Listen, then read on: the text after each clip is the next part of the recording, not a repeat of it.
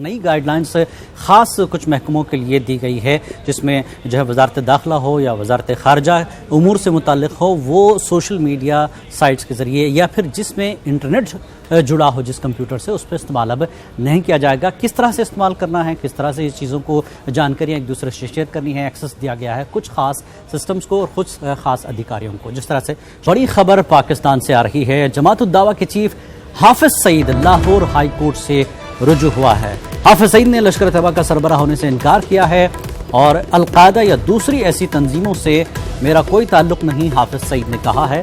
बड़ी खबर पाकिस्तान से, हाफिज सईद को लेकर जिस तरह से इल्ज़ामात लगते रहे, कई मामलों में नाम है हाफिज सईद का, लेकिन हाफिज सईद लाहौर हाई कोर्ट से रुजू हुआ है। उसका कहना है कि जमात उद दावा से उसका कोई ताल्लुक नहीं है। हाफिज सईद ने लश्कर तैयबा का सरबराह होने से इनकार किया है। जमात उद दावा के चीफ हैं हाफिज सईद, उन्होंने हाई कोर्ट से रुजू किया है और हाफिज सईद ने लश्कर तैयबा का सरबराह होने से इनकार किया है। अलकायदा या दूसरी ऐसी तंजीमों से कोई ताल्लुक नहीं है, हाफिज सईद का कहना है लाहौर हाई कोर्ट में।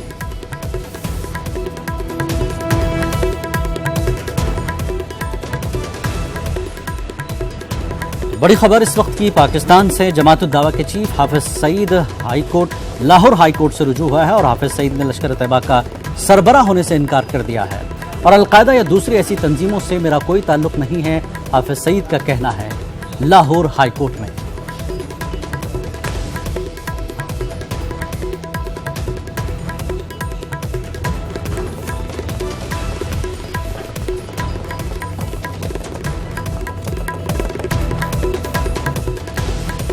बड़ी खबर पाकिस्तान से, हाफिज सईद ने लाहौर हाई कोर्ट से रुजू होकर कहा कि अलकायदा या दूसरी ऐसी तंजीमों से उसका कोई ताल्लुक नहीं है। जमात उद दावा का चीफ है हाफिज सईद।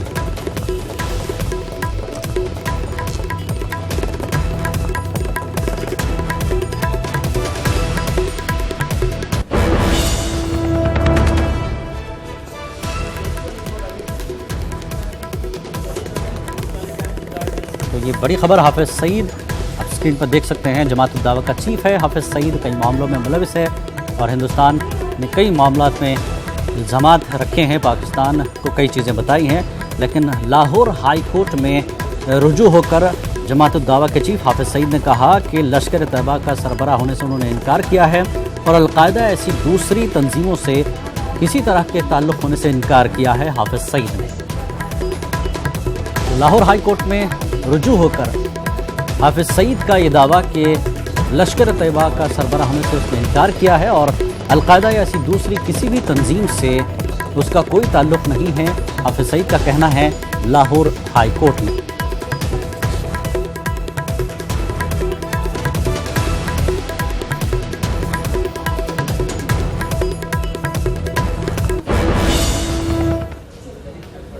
और इस वक्त की एक अहम खबर और महाराष्ट्र को लेकर, मराठा रिजर्वेशन के मामले में महाराष्ट्र हुकूमत को राहत मिली है और सुप्रीम कोर्ट ने मराठा रिजर्वेशन पर रोक लगाने से इनकार कर दिया है। सुप्रीम कोर्ट ने कहा कि मराठा रिजर्वेशन का इतलाक माजी से नहीं होगा, इस मामले पर अगली समाअत 2 हफ्तों के बाद होगी। तो इस मामले में महाराष्ट्र हुकूमत को थोड़ी राहत मिल गई है, रोक लगाने से सुप्रीम कोर्ट ने इनकार कर दिया है, अगली समाअत 2 हफ्तों के बाद होगी। सुप्रीम कोर्ट में इसमें 2 वीक्स के बाद इंटरिम स्टे के लिए सुनवाई के लिए रखा है और अभी तक के लिए रिट्रोस्पेक्टिव स्टे दिया गया है। इसका मतलब कि कोई भी ऑर्डर अगर ये रिजर्वेशन ऑर्डर के पहले आया हुआ है तो उस पर वो इफेक्टिव नहीं रहेगा। मराठा रिजर्वेशन जो असेंबली में अभी पास हुआ है, जो अमेंडमेंट के साथ मराठा गवर्नमेंट ले आई थी, उसको वो रिट्रोस्पेक्टिवली लागू करना चाहती थी, यानी कि 2018 में पास किया हुआ बिल वो 2014 से लागू करना चाहती थी, जिसको कि सुप्रीम कोर्ट ने आज ही स्टे कर दिया कि रिट्रोस्पेक्टिव नहीं लग सकता। लेकिन जब हमने प्रोस्पेक्टिव की बात की कि आगे भी ना दिया जाए, तो उसके लिए सुप्रीम कोर्ट ने 2 हफ्ते का समय दिया है और 2 हफ्ते में प्लीडिंग कंप्लीट करके दोबारा डेट देने की बात की है। 2 हफ्तों के बीच में अब जिसको जो भी बहुत सारे पिटिशनर्स इसमें आए हैं वो अपनी इम्प्लीमेंट करेंगे।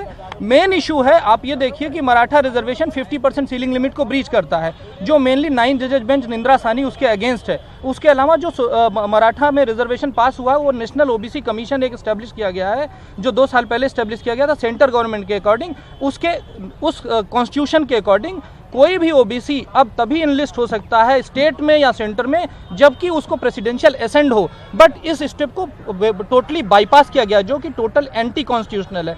एंड थर्ड, महाराष्ट्र में अभी तक 8 स्टेट कमीशन बने हैं, जिसमें से 4 नेशनल कमीशन बने हैं और 4 स्टेट कमीशन बने हैं। चारों नेशनल कमीशन का यह कहना है कि Marathas are not OBC at all. 8 में से 6 का यह कहना है कि स्टेट का भी 2 का कहना है कि दे आर नॉट ओबीसी। केवल राणे कमीशन 2014 में आया था, उसने कहा था कि they are educationally and economically backward but not socially backward. इसको भी महाराष्ट्र हाईकोर्ट ने 2014 में स्टे कर दिया था। अब मजे की बात यह है कि 2014 में राणे कमीशन जो बना था उसकी 10% पॉपुलेशन के साथ जो अभी का गायकवाड़ कमीशन बना, अगर उस समय 100 फैमिलीज को ऑडिट किया था तो आज केवल 10 फैमिली को ऑडिट करके गायकवाड़ कमीशन बनाया जाता है और गायकवाड़ कमीशन को बिना सुने इसको असेंबली में भी नहीं रखा जाता है। और कोर्ट ने यह कहा कि हम इसमें नहीं जाएंगे, जबकि एक बार कोर्ट स्टे कर चुका था, उसके बाद भी इसको अलाउ कर दिया गया। इसलिए सुप्रीम कोर्ट ने इसको रिट्रोग्रेड स्टे किया है और अर्जेंट हियरिंग के लिए 2 हफ्ते के बाद लगाया है, जिससे कि कंप्लीट स्टे अचीव हो। और बीजेपी लीडर सुब्रमण्यम स्वामी अपोजिशन पर तनकीद करने में माहिर हैं और कभी कभी मशवरे भी देते हैं। और इस बार सुब्रमण्यम स्वामी ने मशवरा दिया है ममता बनर्जी और शरद पवार को कि वो अपनी पार्टी को कांग्रेस में जम कर दें और कांग्रेस को निजात दिला दे सोनिया गांधी और राहुल गांधी से, तभी बीजेपी के सामने एक मजबूत अपोजिशन दी जा सकती है। एक विपक्ष पार्टी होनी चाहिए जो वैकल्पिक सिद्धांत को सामने रखें। हम लोग हिंदुत्व पर आधारित पार्टी है और ये लोग सेकुलर बोलते हैं, तो सब सेकुलर फोर्सेस एक होना चाहिए। तो मैंने रास्ता बताया, ये दोनों तो गैर कांग्रेसी हैं, पहले कांग्रेस में थे, तो इनको एक होना चाहिए। और ये जो सोनिया गांधी और उनके परिवार है, ये तो हमारे मिट्टी के साथ मिलते नहीं हैं। और अब खबर जम्मू कश्मीर से है। 2010 बाज़ाबातकारी पॉलिसी के तहत वादी कश्मीर आने वाली मिलिटेंटों की बीवियों ने दस्तावेजात न मिलने की सूरत में LOC क्रॉस करने की धमकी दी है। वाज़ेह कि इनका ताल्लुक पाकिस्तानी मकबूजा कश्मीर और पाकिस्तान से है। श्रीनगर में एक प्रेस कॉन्फ्रेंस से खिताब करते हुए उन्होंने कहा कि वो काफ़ी अरसे से परेशान हाल हैं।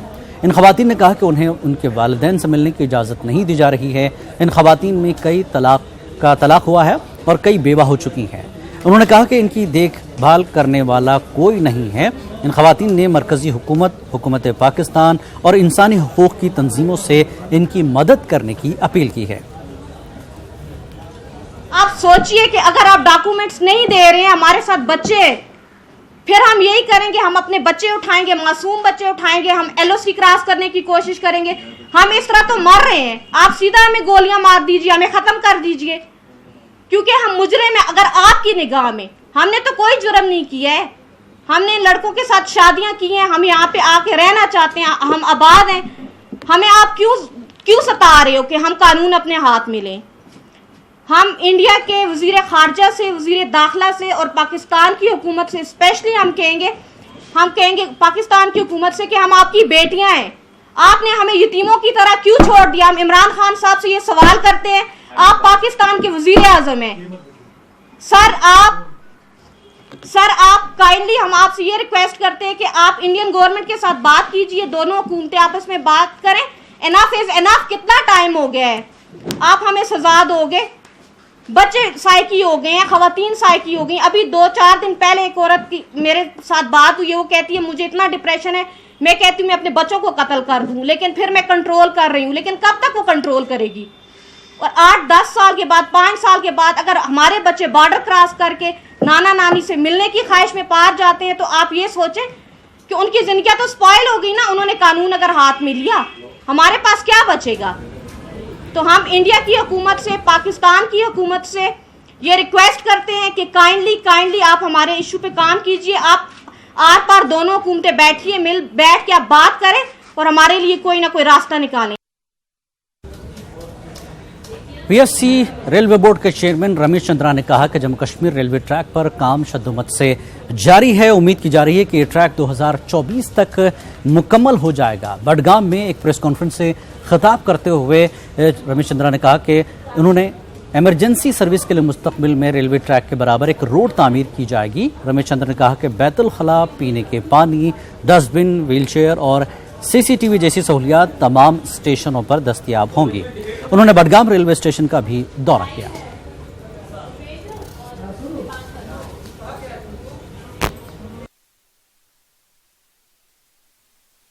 देखिए, एक तो ये बता दूं कि ये 2019 और 24 का जो पीरियड है, जितना टाइम हमारा रह गया है उसकी कनेक्टिविटी पर टॉप प्रायोरिटी पर सारी चीज़ें सोची जा रही हैं। और एक और बात बता दें, एग्जीक्यूशन और सोचने का काम नहीं है, करने वाली सरकार है ये। निश्चित होगा कोई भी देश का कोना सड़क से लेकर के, पटरी से लेकर के वंचित नहीं रहेगा। मैं अपने ट्रैक इस मामले को नोट कराता हूँ और नोट करा करके, चूँकि एक और भी चीज़ पहले मैं चाह रहा था कि पेपर वाली कमेटी नहीं है, पेपर पर अपना चल दी और लिख लिए, हम एग्जीक्यूट करने का काम ज़मीन पर किए। तो इसलिए मैंने कहा था कि पहले हम स्टेशन पर चलें और देख लें, और वहाँ भी सीधा संवाद जनता से भी करते हैं, पत्रकारों से भी करते हैं कि क्या चीज़ और आवश्यकता है, क्या सजेशन है, क्या सॉल्यूशन है। आपको ये पता होना चाहिए, एस्केलेटर, व्हीलचेयर और रेलवे कैंपस के दायरे में जो कुछ भी होना चाहिए वो यात्रियों को, चाहे विकलांग हो चाहे पीड़ित हों, जिस तरीके से एयरपोर्ट पर संसाधन होते हैं, ये उसी दिशा में रेलवे भी काम कर रही है। नए कोच, नई पटरी, नया सोच, नई शक्ति, नई दृष्टि, ये पहला सरकार का सोच है। उत्तर प्रदेश के उन्नाव में एक मदरसे के बच्चों से जय श्री राम के नारे लगाने पर उन्हें मजबूर किया गया है, और जब बच्चों ने ये नारे लगाने से मना किया तो उन्हें मारपीट की गई, उनकी साइकिलें तोड़ दी गई। इस तरह का मदरसे के बच्चों पर हमला हुआ है, और इनकी साइकिलें तोड़ने के अलावा मस्जिद के इमाम का इल्ज़ाम है कि इस मामले में हिंदू शिद्दत पसंद तंजीम बजरंग दल का इस पूरे मामले में हाथ है। मुलजिमीन की पहचान फेसबुक ID के जरिए की गई है। फेसबुक पर भी मुलजिमों ने खुद को बजरंग दल का कारकुन बताया है। खबर के मुताबिक 12-13 साल के कुछ बच्चे ग्राउंड में खेल रहे थे, तभी वहां आए बजरंग दल के कारकुनों ने बच्चों से जय श्री राम के नारे लगाने को कहा। इनकार करने पर बच्चों को क्रिकेट बैट से पीटा भी गया। आमतौर पर खेलने कहीं ना कहीं जाते हैं। आज हमारे 2 बजे नमाज पढ़ के 10-12 बच्चे छोटे छोटे, किसी की 12 साल, 13 साल, 14 साल उम्र है, JIC ग्राउंड रेलवे के पास क्रिकेट खेल रहे थे। 4 लड़के आए बड़े बड़े, और उन्होंने कहा कि जय श्री राम के नारे लगाओ, देखा झापड़ मारे। इन्होंने मना कर दिया कि नहीं बोलेंगे, ये नारा हमारे यहाँ मना है। इन्हीं के 2 बैट छीने और जो स्टंप लगाते हैं और मारना शुरू किया। कहा बोलो जय श्री राम, इन्होंने कहा नहीं बोलेंगे और मारना शुरू किया। भागे तो फिर उन्होंने जानलेवा हमला किया और